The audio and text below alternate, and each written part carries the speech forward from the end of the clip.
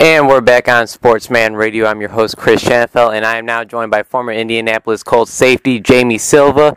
Jamie, how's it going, man? It's going well. Thanks, Chris. Well, before I start this interview, I want to thank you for your time. It's pretty cool that I get a chance to interview you, so thanks. You're welcome.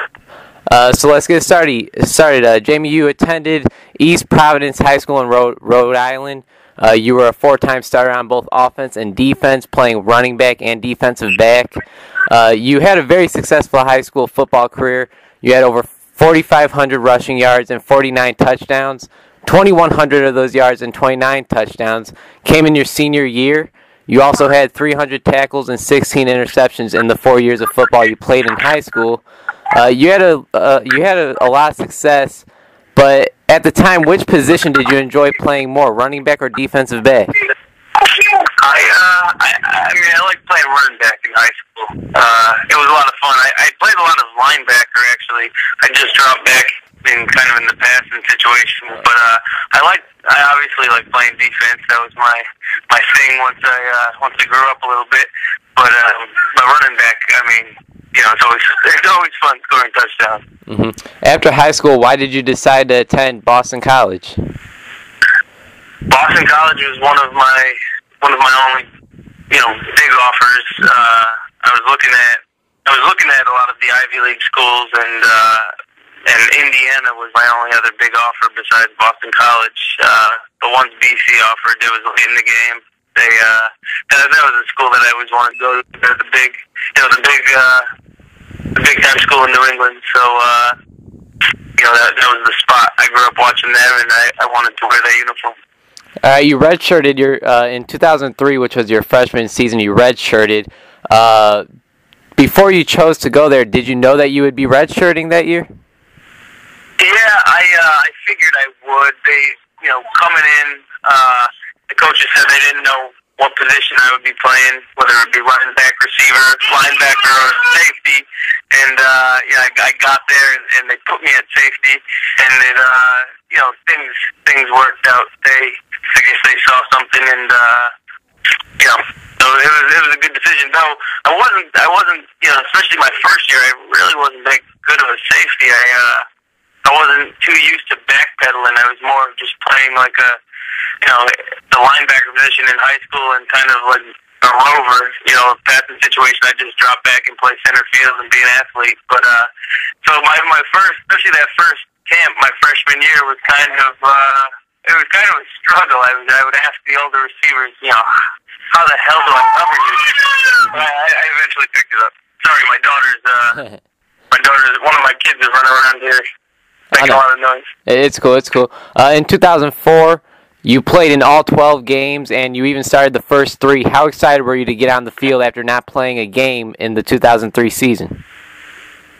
Yeah, it was a lot of fun. I always, coming out of high school, or when I was in high school, I always wanted to play at Boston College, and to finally put the uniform on and play in the game was awesome. I believe it was against Connecticut. You had 5 tackles, and you had your first interception on the final play of that game. Can you tell us about your first interception? Yeah, I think it was actually UMass that we were playing, and it was I did what the coaches said. If I were to do it over, not that I wouldn't do what the coaches said, but I caught it and I just dropped and took a knee to end the game. But being a little older now, I probably would have caught it and tried to score on it, even though the game was over. How many? Once, you gotta have fun. Right. How many yards do you think you would have gotten if you took it out of the end zone? I think it was on like the 30-yard line, so I would have had to go like 70 yards. But all right. I have confidence I could have made it. Jamie, let's fast forward to the 2007 season, which was your last year at Boston College, and it was your biggest year there. Once the season was over, you led the team with 125 tackles and set a school record with 8 interceptions on the season. A huge year for you. You guys also made it to the ACC championship game and took on Virginia Tech. You mind telling us a bit about that ACC championship game? I mean, it was, it's always awesome. That's what you play for. You play in the championship games, and we got there, and things just didn't really go our way. We had some small things that really hurt us, like an extra point blocked, and they returned it for 2 points, and just those type of things. It was down at Jacksonville Jaguar Stadium.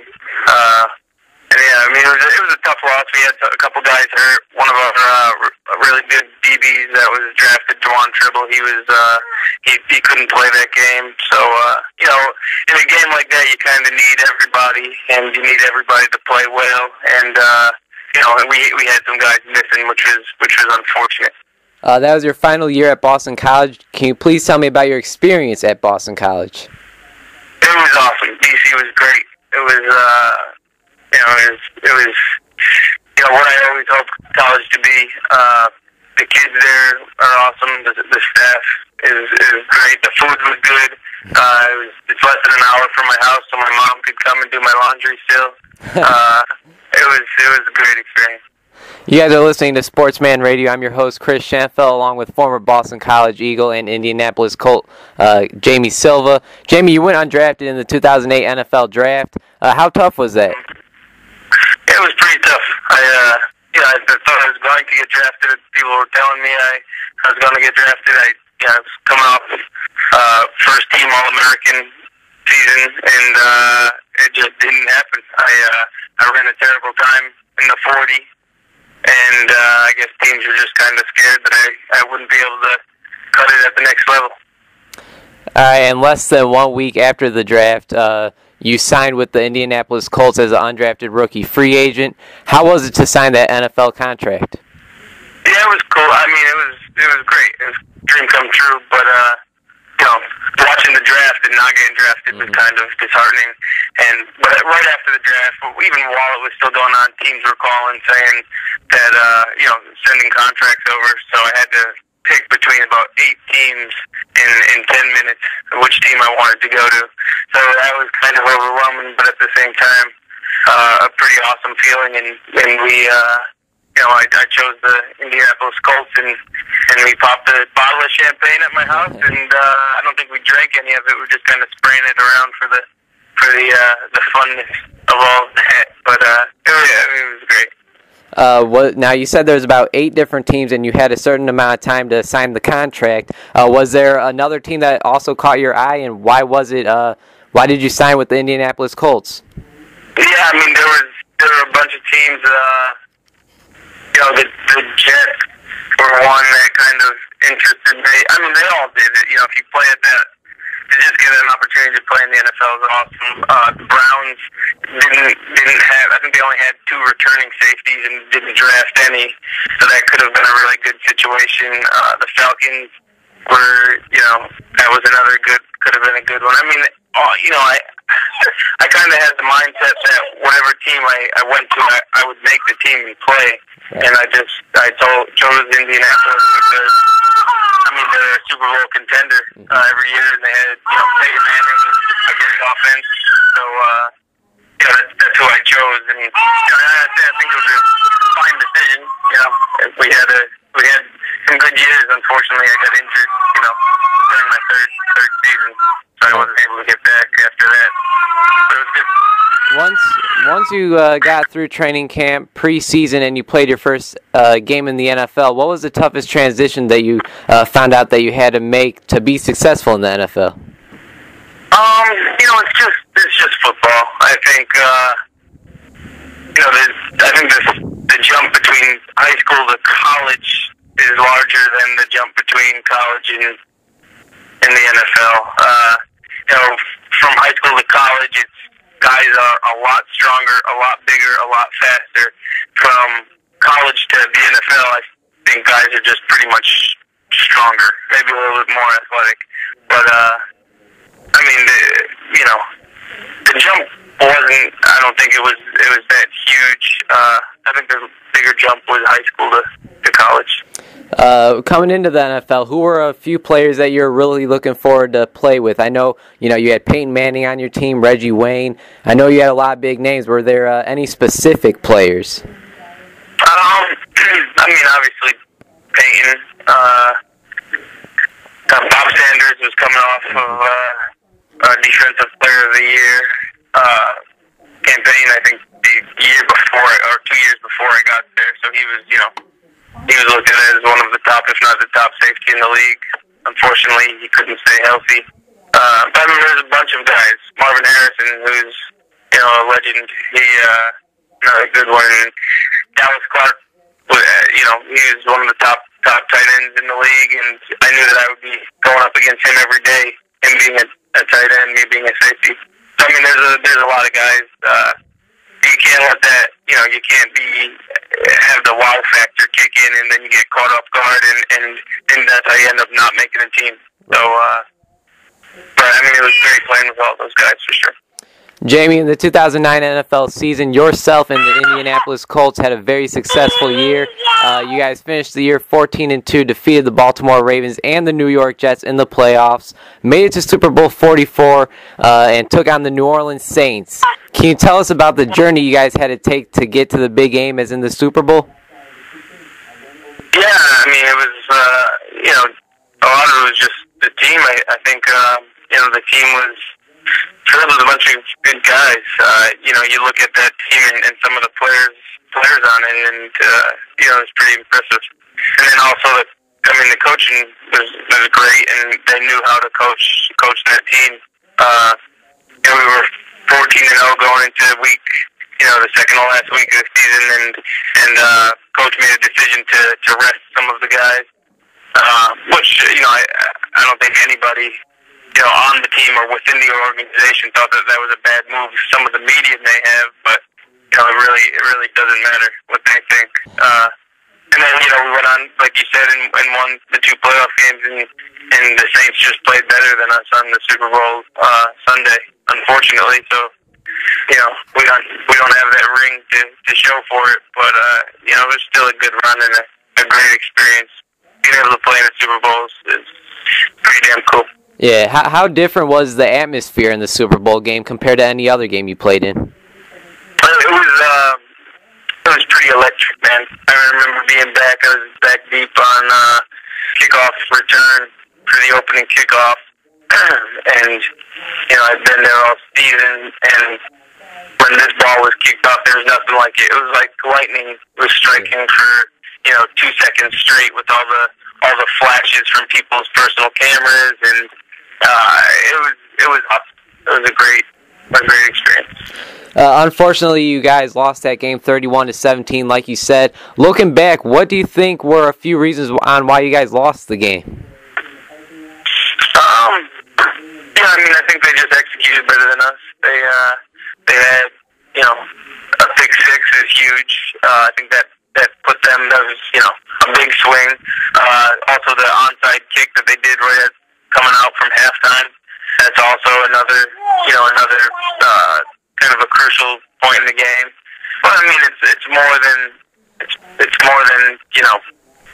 than just those things. It's a little bit of everything. They just played better than us that day, and unfortunately, it didn't work out in our favor. In the first preseason game of the 2010 season, you tore your ACL and missed the entire season. When you were down with the injury or even rehabbing, did you ever think that that'll be your final play in the NFL? No, I was hoping not. I rehabbed my ass off for 2 years, hoping to get back. Some of the doctors said that I wouldn't be able to play again, but I wasn't listening to them really. I was thinking that I was going to fight through it and be able to, but it just it was just a bad injury. It wasn't a clean tear. It was a lot more. There was bone damage and all that jazz. So it was a tough one. Now, I know Adrian Peterson, he really messed up his leg last year against the Redskins on Christmas Eve. I'm not too sure on how much damage was actually done to the knee. I know he tore his ACL, but what do you think? What do you think about everything that Adrian Peterson has done this season, just from tearing his ACL not even a full year ago? Yeah, I mean, he's amazing. I think probably it was a clean tear for him. But I mean, even that being said, in Wes Welker did it a couple of years ago. That he went down, I think, in a playoff game, or maybe it was week 17 or something, and came back that next season. Yeah, I mean, it's awesome. And I mean, Adrian Peterson's a monster anyway. I wasn't surprised that he's having the season that he's having. He's a beast, man. He's in a different category than most. Yeah. All right, do you see any similarities in current Colts rookie quarterback Andrew Luck and your former teammate Peyton Manning? I haven't been following the Colts close enough. Right. And by saying that, I haven't been in the locker room or watching the post-game interviews and stuff. Watching some of the games, yeah, I mean, he seems like he has a great grasp of situations. He seems confident in there, and he seems like a winner. And that's one thing that Peyton definitely was. Peyton's a winner, and that's what you want at quarterback. I think the Colts are set up pretty good for the future, having Luck at the helm. Yeah, I agree. All right, Jamie, I have just a few fun personal questions for you, and then I want to talk about your company, Bells and Bane. Does that sound good? Sure. Yeah, sounds good. All right, let's start off with what's your favorite movie? Ooh, that's a tough one, man. I'm in the movie. I'm getting in the movie business. So I've been acting a little bit, and I wrote a TV show that I directed and starred in just a couple of weeks ago out in LA. So I'm actually at my computer up right now. I'm trying to edit this thing. Nice. All right, so I'm sorry. What was that? I was going to say, so a favorite movie, I don't quite have a favorite movie. It's really tough. I don't have a favorite movie, a favorite food. It's too I just like a lot of things. All right, well then, how about what's your favorite, what kind of movies do you like? Like horror movies, comedy movies? I like comedies. I like action thrillers. Pretty much everything. So comedy, yeah. So comedies, and I'm not a big horror guy, but comedies and my favorite TV shows are like maybe Curb Your Enthusiasm, that type of show. Hey, I'm down. My daughter has me watching Shrek every day, so I've gotten to like that a little bit. I'm getting sick of it though. All right, Jamie, growing up, what was your favorite NFL team and player? What was the NFL team that... I'm sorry? Say that one more time, Chris. What is your growing up, what was your favorite NFL team and player? My favorite player was Bo Jackson. I think that was just because he was a multi-sport guy, and then he was awesome. Some of the runs that he made were incredible. And then I never really had a favorite team. I liked the Raiders because of Bo. New England was the hometown team, but I never was a diehard for any specific team. Yeah, on ESPN actually just yesterday, I watched the documentary on Bo Jackson. Yeah, he was crazy athletic, man, crazy. Yeah, for sure. I haven't seen it. I got it recorded, though. So yeah, it's pretty good. And last but not least, one of my favorite questions to ask people, and that is, what is one thing about Jamie Silva that many people do not know about? Oh, there's a lot. Oh, boy. Let's see. Man, that's a tough question. You couldn't have prepared me for that one? Let me see. I don't know, we'll come back to that one. All right. Well, then let's start talking about your company, man. It's called Bells and Bane, and I've looked at the website a few times, and I plan on buying both of those USA tank tops, man. Those are nice. Thanks, man. Can you tell us a little bit more about Bells and Bane and why you decided to create the company? Yeah, sure. So I've always been into design and into some cool clothes and stuff like that, and I kind of decided that I might as well make things and offer them to everyone. So I have a lot of things in the works. We started off with just the USA tank tops right around the Olympics last year, and people loved them. We sold over 1,000 of them, and it was a lot of fun. So I've been developing some leather goods. I have sweaters coming in, and hats, and we have a lot of things, bells and bands. So one of my buddies is kind of